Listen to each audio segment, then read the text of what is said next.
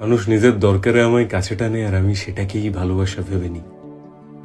হয়তো লোভী কিংবা ভীষণ একা বা বাতিল হওয়ার তালিকায় নাম পড়ে যাওয়ার ভয়ে বারবার আমি ক্ষমা করে দিই সবাইকে।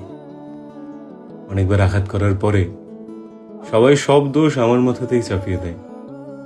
ধরে রাখার চেষ্টা আমি করি, করতে গিয়ে খানিকটা নির্লজ্জও হয়ে যায়, কিন্তু খুব একটা লাভ হয় না তাতে। কারণ কেউ আমায় ধরে রাখার জন্য খুব একটা আমার কাছে আসে না। হ্যাঁ, খানিকটা দোষ আমারও। নিজের করা ভুল থেকে খুব একটা শিক্ষা নিই না আমি। কারণ সবকিছু যদি আমি শিখে যাই, মানুষ আমাকে আর ইউজ করবে কিভাবে, তাই না? তাই আমি এভাবেই কাটিয়ে দিই।